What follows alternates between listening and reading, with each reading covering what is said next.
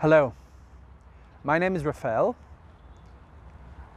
I'm a Jerusalemite, was born here, been living here for all my life, but nevertheless, believe me, I am now looking at the city walls as if I'm seeing them for the very first time. So there's actually no difference between my point of view and your point of view. The thing is, one can live in Jerusalem and even read about Jerusalem and study the city and be an expert, but the living experience of the place, the spirit of the place, will escape him. And this even happens to me. You're not always aware of the inner essence of the city, of its inner spiritual message. You can just pass by the most interesting places, the places which are considered to be the centers of some of the world's greatest religions, Christianity, Islam, Judaism, but you will not perceive them because you'll be in your everyday mode. So let's try to tune into the different mode, trying to see what is beyond this city. But for that, one needs, of course, to follow a few steps. It is to understand the signs connected with this city. I mean, signs which signify some sort of other reality, which point one towards a reality which can be perceived also through inner experience, prayer, reading the holy books, reading the Bible,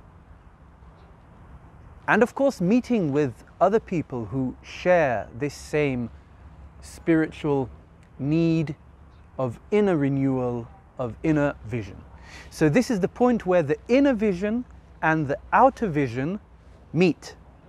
So let's join me together for my reflections on what is actually the center of the world. Is the center of the world here? Is it in Jerusalem? Is it actually not in any place in the world where a person can concentrate on the essential, that is, on the centrality of God? In the city of Jerusalem itself, there are few places which are considered to be the center of the world, the center of the universe, the place where heaven and earth are connected. The axis, the world tree, a figure which appears in many cultures, mythologies, in many spiritual traditions, not only here in the Holy Land, but worldwide. In Latin, this is called the Axis Mundi, the axis of the world, the center which connects the heavens with the earth. Another image which is used quite often is the omphalos.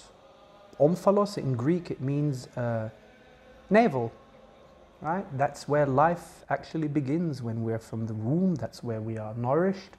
So it symbolizes a place where life begins, the energy of life begins, where God provides you with all which is necessary for your physical and spiritual life. But how is it possible that there are many centers? Is that just connected with our fantasy, with invention? It is not necessarily so. It is a place where you have a particular concentration of prayer, of communal prayer, and these places are usually connected with either tombs of holy people or places where a certain prophet, saint, or savior was enlightened. So such places are also in Jerusalem, a few. One of them is Solomon's Temple, which is now the Dome of the Rock, where you have a Muslim monument which also has connections with both the Bible and with Muslim traditions connected with Muhammad. You also have the Holy Sepulchre, where you have the place where Christ was crucified, the tomb, and you have in the Church of the Resurrection a figure symbolizing the navel of the world, the omphalos, or if to just use modern popular terminology, it's like the belly button of the world, the whole center. What does all this mean? How can one not get confused if there are so many centers, if God is actually one? We'll try and think about that together and discover it, the inner meanings of these unique places. Every living being is an image or an icon of God. Every human being is an image of God according to the book of Genesis. Cities are also living organisms. Each city has its own unique, distinctive features. Each city is to be loved. Even when one finds it hard to love the state, many would say that the state is unlovable at all, but cities are different. The life, the inner life of each city, the truth that each city tries to portray, and I'm thinking of all sorts of cities like Rome, Athens, London, Jerusalem, Moscow, cities of antiquity, and the cities that exist in the modern day world.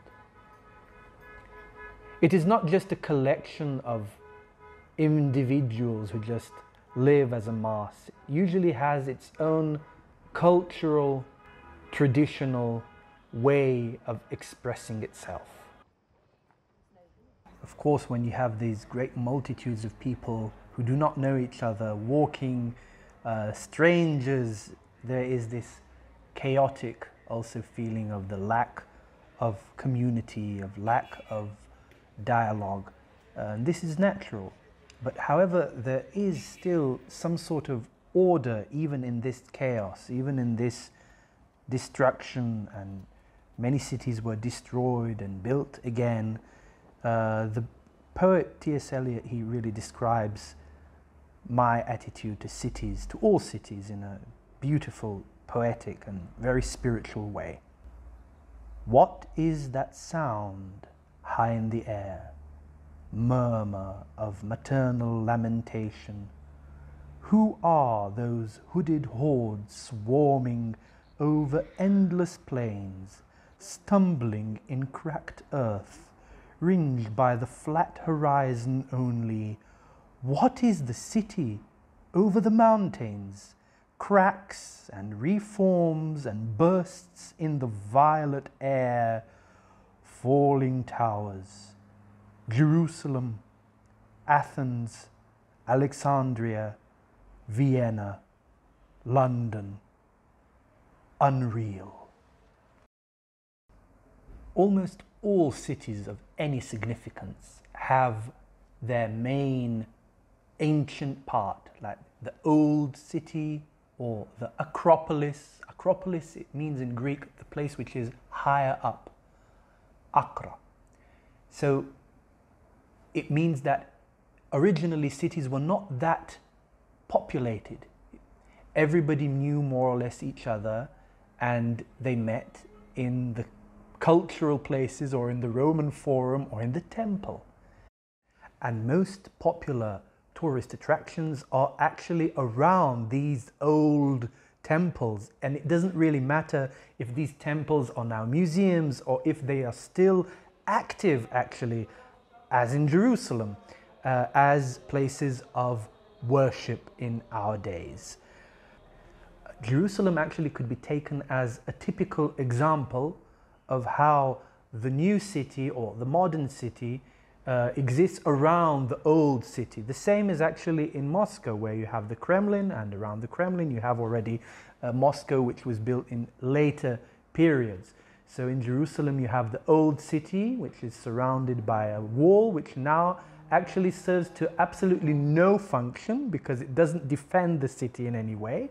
It used to, but nevertheless it separates the old city from the new city, from the part which was built mainly in the 20th century. The same could be said of other cities also around the world.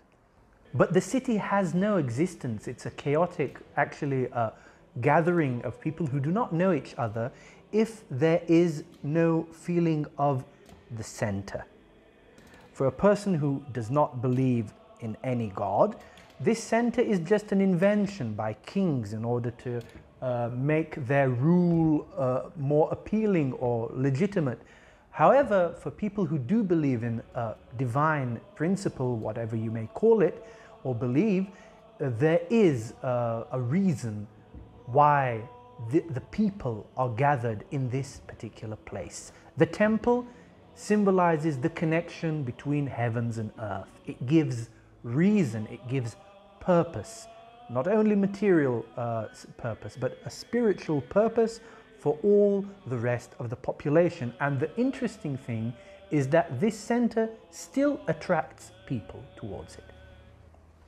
Jerusalem has, in fact, a few centers or navels of the world, places which are considered to be the most important. Among them, you have the Holy Sepulchre, the most holy sanctuary for Christians, and the place where the Holy of Holies of Solomon's temple was, that is the Haram Sharif. So in further videos, we will explain how exactly each of these places is, in its own way, an Axis Mundi.